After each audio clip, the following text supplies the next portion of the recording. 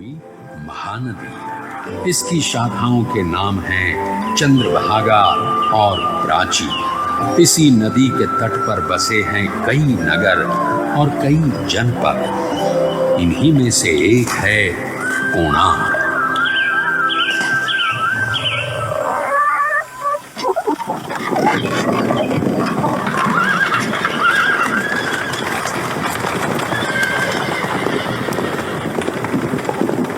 सूर्य मानव सभ्यता का आदि ईश्वर है, जगतचर्या का प्रतीक है।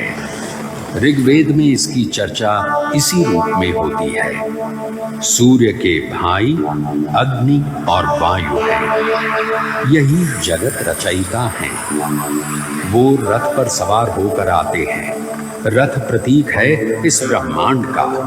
उसके पहिए समय हैं तो प्रतीक हैं गति के। इसके रथ में जुटे हैं 7 घोड़े, सतरंगी किरणों वाले। उसके पहिए की 12 रेखाएं 12 महीने हैं। उसके चलने से मौसम बदलते हैं। सूर्य के 720 पुत्र हैं, दिन और रात के जोड़े में। सूर्य प्रतीक है गति का, जीवन का, इसीलिए वो आराध्य है। आदिम सभ्यता स्वयं को उसी का अंश मानती आई है। ईसा की 9वीं सदी में केसरी रियासत के महाराजा पुरंदर केसरी सूर्य के परम उपासक थे। उन्होंने कोणार्क जनपद में पहला सूर्य मंदिर बनवाया।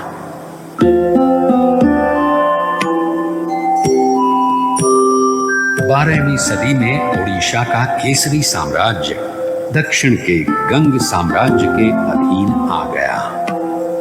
इसी साम्राज्य के महाराजा अनंग भीम तृतीय ने जगन्नाथ मंदिर का निर्माण पूरा कराया, जिसकी शुरुआत अनंत वर्मन चोड़गंग देव ने की थी। कहते हैं अनंग भीम तृतीय ने संतान थे। पुत्र प्राप्ति के लिए उन्होंने उसी मंदिर में सूर्य की उपासना की, जिसका निर्माण केसरी साम्राज्य के महाराज पुरंदर केसरी ने कराया था। उपासना सफल हुई और नरसिंह देव प्रथम का जन्म हुआ।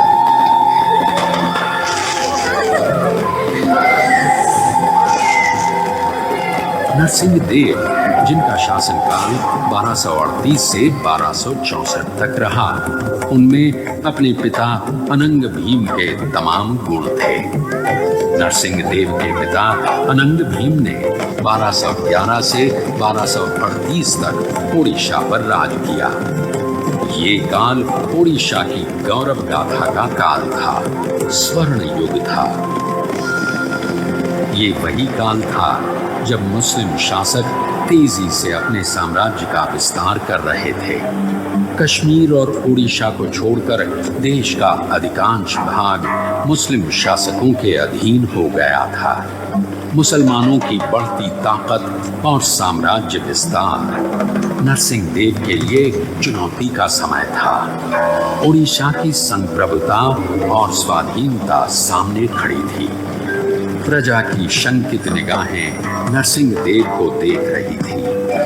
नरसिंह देव ने ओडिशा की एकता और अखंडता की ध्वजा अपने हाथों में थाम ली और जुट गए ओडिशा की रक्षा में। मालव देश यानी आज का विंध्य देश, यहाँ की राजकुमारी थी सीता देवी, सुंदर, सुशील, सर्वगुण संपन्न। मालव देश मुसलमानों के अधीन हो चुका था। उसी प्रदेश की राजकुमारी सीता देवी के साथ नरसिंह देव का विवाह संपन्न हुआ। सीता देवी राजरानी बन गई।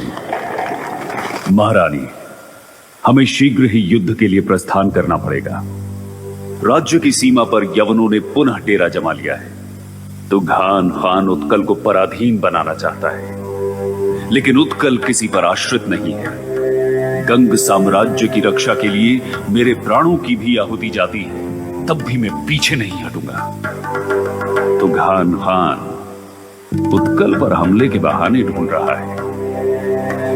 यवनों को हमेशा हमेशा के लिए पीछे खदेड़ना पड़ेगा। इस बार उत्कल के वीर आत्मरक्षा के लिए युद्ध नहीं लड़ेंगे। इस बार हम आक्रमण करेंगे। उत्कल के विजय की प्रार्थना कीजिए रानी, उत्कल के विजय की प्रार्थना कीजिए। जिसका नाम नरसिंह देव है और जो सेवक है जगन्नाथ के, उसकी कभी पराजय नहीं हो सकती। जाइए महाराज, विजय पथ आपकी राह देख रहा है।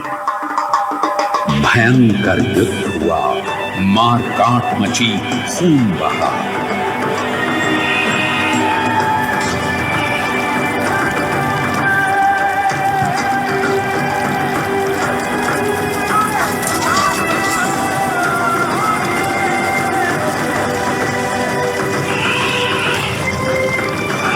नरसिंह देव की वीरता और बाईक वीरों के युद्ध कौशल के आगे तुगान खान की पराजय निश्चित थी। तुगान खान का सेनापति करीमुद्दीन लागरी मारा गया। ओडिशा अगले 300 से भी अधिक वर्षों के लिए स्वतंत्र हो गया था। सन 1568 में अकबर के काल से पहले तक उसे पूरी तरह कभी पराधीन नहीं बनाया जा सका। लखनऊ की विजय उत्सव और उल्लास लेकर आई, लेकिन नरसिंह देव का मन विचलित था। अशांत नरसिंह देव की बेचैनी उनकी पत्नी सीता देवी को चिंतित कर रही थी। विजय की माला गले में धारण करने वाले महाराज, अब तो प्रदेश पहले की अपेक्षा अधिक शांत है। आपका यश आपके आगे चलता है, फिर भी आप चिंतित हैं। सूर्यमुख कलांत क्यों है महाराज? देवी, मैं युद्ध लड़ रहा हूं मातृभूमि की रक्षा के लिए, उसकी स्वाधीनता को बनाए रखने के लिए, लेकिन मन अशांत है। युद्ध लड़ना और राष्ट्र को संरक्षित रखना मात्र यही राजधर्म है। युद्ध लड़कर भूमि को तो सुरक्षित रखा जा सकता है, लेकिन उसकी पहचान, उसकी परंपरा, उसकी संस्कृति को सुरक्षित नहीं रखा जा सकता। संस्कृति की रक्षा भी तो राजधर्म ही है। उसके बिना ये राज्य, उसकी भूखंड और उसकी सीमा का अर्थ ही क्या रह जाता है? महाराज, केसरी वंश के राजा पुरंदर ने एक छोटा सा सूर्य मंदिर बनवाया था। आपके पूर्वज भी वही पूजा अर्चना करते आए हैं। कोणार्क के उसी सूर्य मंदिर में आपकी माता ने भी पुत्र प्राप्ति के लिए उपासना की और आपका जन्म हुआ। आज वो मंदिर जीर्ण अवस्था में पड़ा हुआ है महाराज। आपकी माता ने वहां भव्य मंदिर बनवाने की कामना की थी। आप उनकी मनौती पूरी करें। शायद कला संस्कृति के विषय में आपकी सोच का आरंभ यहीं से हो। अद्भुत! इससे सुंदर और क्या हो सकता है देवी? शीघ्र ही निर्माण कार्य शुरू करना होगा।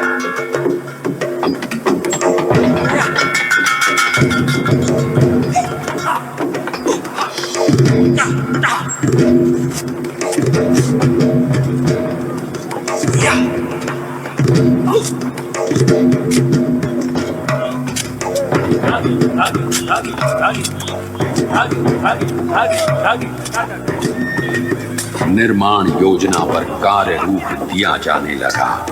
मंत्रियों और शिल्पियों के साथ सलाह मशवरा शुरू हो गया। ओडिशा के वास्तुकार मंदिर निर्माण में सिद्ध थे।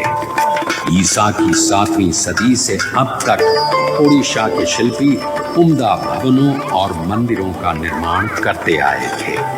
ओडिशा के अलग अलग प्रांतों से कारीगर बुलाए जाने लगे। मंत्री शिवेई सामंतरा महापात्रा को योजना का कार्यभार सौंप दिया गया। उधर सीमा पर फिर से युद्ध छिड़ गया था। सुल्तान इल्तुतमिश ने इख्तियारुद्दीन उज़्बेक को गौड़ प्रदेश का शासक बना दिया था। एक तरफ कोणार्क में मंदिर निर्माण का कार्य चल रहा था, दूसरी तरफ सीमा पर युद्ध। नरसिंह देव ने बांकुड़ा और हुगली के इलाके जीत लिए। कोणार्क का सूर्य मंदिर नरसिंह देव की विजय का प्रतीक बन गया। कारीगर उत्साह से भर गए। बेजान पत्थरों में जान डाली जाने लगी। छैनी हथौड़े की चोट से वीरान कोणार्क जीवंत हो उठा। कोणार्क के जर्रे जर्रे में इतिहास छिपा है।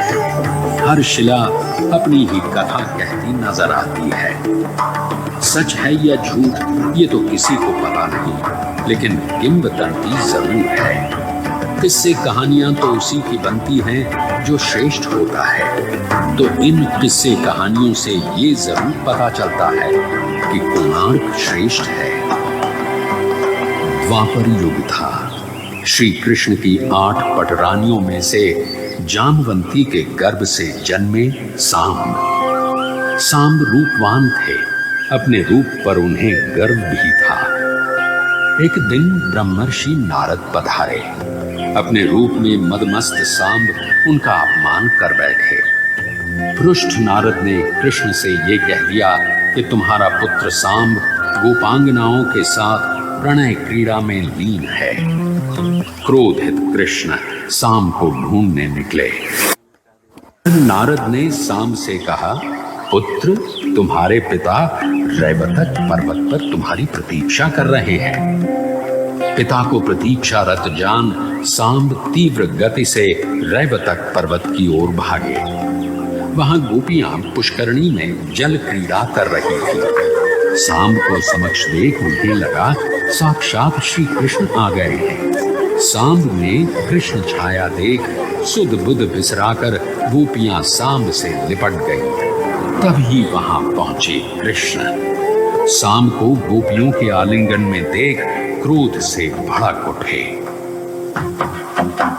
अरे नराधम ग्लीब, तू महापातकी है। मैं तुझे श्राप देता हूं। जिस रूप के अहंकार में तू डूबा है, तेरा वो रूप नष्ट हो जाए। तेरे रूपवान अंग कुष्ठ से भर जाए। पिता के शाप से सांब को कुष्ठ हो गया। नारद के प्रति हुए अपमान का उन्हें आभास हुआ तो वे नारद के पास पहुंचे। नारद ने उनकी दशा देखी और द्रवित होकर शाप मुक्ति का उपाय बताया। तुम भारत के पूर्वी तट पर मैत्रेय वन में जाकर सूर्य की उपासना करो। उनकी कृपा से ही तुम रोग मुक्त हो सकते हो।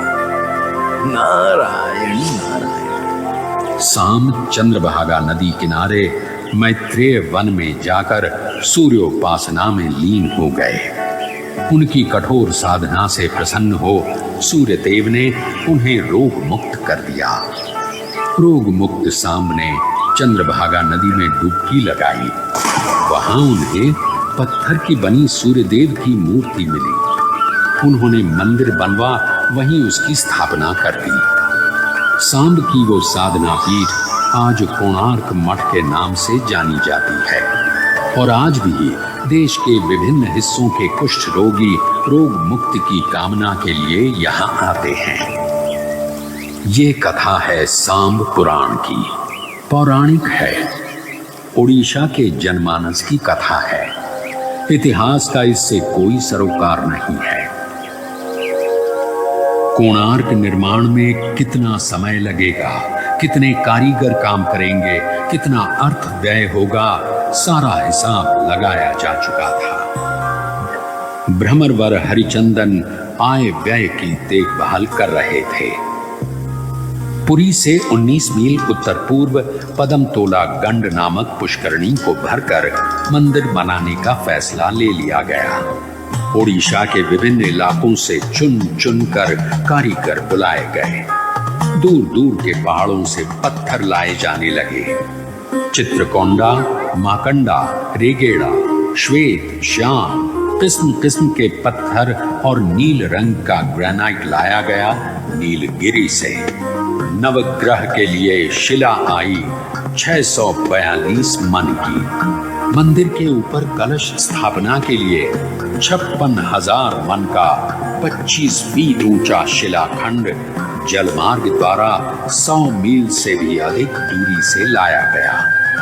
न सिर्फ इसे लाया गया बल्कि 200 फीट ऊंचे मंदिर के शिखर पर चढ़ाया भी गया। शिल्पियों का अद्भुत कौशल और लगन अचंभित कर देने वाले थे।